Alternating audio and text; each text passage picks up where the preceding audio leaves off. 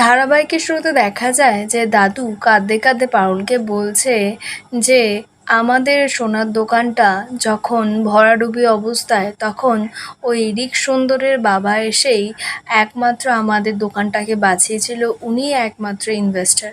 এই শর্তে উনি ইনভেস্ট করতে রাজি হয়েছিলেন যে উনি ওনার ছেলের সঙ্গে আমি তোর বিয়ে দেব। দিদিভাই, রিক না তোকে প্রথম দেখাতেই ভালোবেসে ফেলেছে। ও কিছুতেই এটা বিশ্বাস করতে পারছে না যে কোনো ছেলে তোকে এইভাবে অবহেলা করছে। দিদিভাই বিশ্বাস কর, প্রথমে আমি মত দিতে একদম চাইনি, তারপরে অনেকবার ভেবে দেখলাম যে আমি কেন আটকাচ্ছি। সত্যি তো রায়ান তো তোকে ভালোবাসে না, বরং ওই ছেলেটার সঙ্গে তোর বিয়ে দিলে নিজের ভুল সংশোধনের একটা উপায় তো পাবো। আর তুই ওর সঙ্গে খুব ভালো থাকবি, ও তোকে খুব ভালোও রাখবে। কথাটা শুনেই তো রায়ানের মাথায় একেবারে বাজ পড়েছে। দাদু তো একেবারে এক্সট্রিম লেভেলের ড্রামা করছে, নাটক করে কাঁদছে আর পারুলকে বলছে সবচেয়ে বড় কথা যে রিক নিজে মুখে তোকে বলেছে যে ও তোকে ভালোবাসে।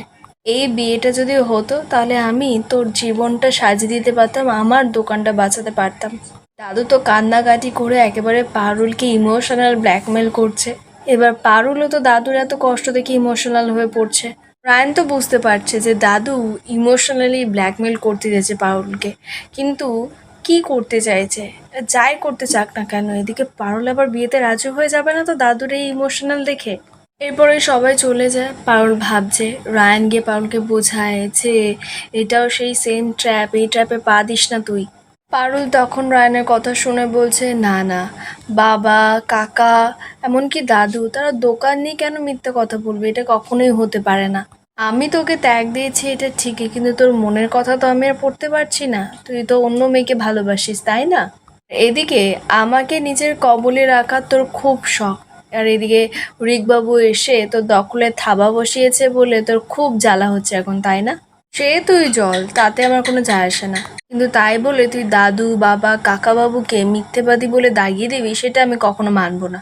রায়ান তো পারুলকে বোঝানোর চেষ্টা করছে যে আমি তো বিজনেস নিয়ে পড়াশোনা করেছি, নাকি তুই আমার কথাটা একটু বোঝার চেষ্টা কর।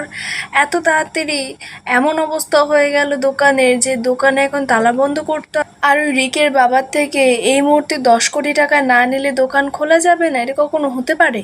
পারুল তখন জানায় যে তাহলে একটা কাজ করতে পারি, আজকে আমরা রাতেবেলা দোকানে যাব, দোকানে গিয়ে সব কিছু অ্যাকাউন্টসে চেক করব।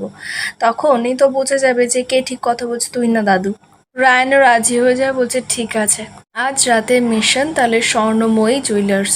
এদিকে মৈনাক তো লুকিয়ে লুকিয়ে কথাটা শুনেই আইসক্রিমটা হঠাৎ করেই পড়ে যায়।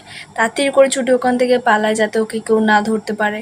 এবার রায়ানরা তখন আইসক্রিমের বাটিতে দেখে বুঝতেই পেরেছে যে এটা মৈনাকই করেছে, তার মানে ওদের উপরও ফলো রাখা হয়েছে।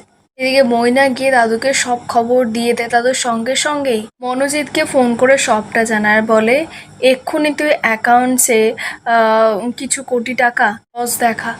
আজ রাতে রায়ান পারুল যাবে অ্যাকাউন্ট চেক করতে, যেন ওরা কোনোভাবেই না বুঝতে পারে দোকানের আসল হিসেবটা কি। কিন্তু খুব সাবধানে কাজটা করতে হবে। রায়ান যদি একবার বুঝতে পারে যে ওর মুখ থেকে আমরা কথা বের করার জন্য এইসব করছি, তাহলে কিন্তু কোনোদিন ওর মুখ ফুটে আর কথাটা বলবে না। মনোজিৎ বলছে না না বাবা, আমি এমন ব্যালেন্স শিট বানাবো না যে এমবিএ যে তৈরি করেছে সেও কিছু বুঝতে পারবে না। আপনি শুধু আমাকে আশীর্বাদ করুন। এরপর ফোন রেখে মনোজিৎ দাদুর কথা মতো কাজ করা শুরু করে। এদিকে দেখা যায় রায়ানের তো সন্দেহ খুব হয়েছে। পারুলকে বলছে আমরা রাত 12টার নামে এক্ষুনি দোকান যাব।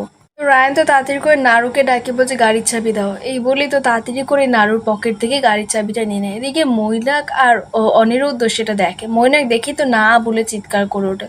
তো রায়ান তখন মৈনাককে বলছে না মানেটা কি? তখন মৈনাক বলছে মানে সবে সবে তো তোরা এত বড় একটা বিপদ থেকে উঠলি, তাই না?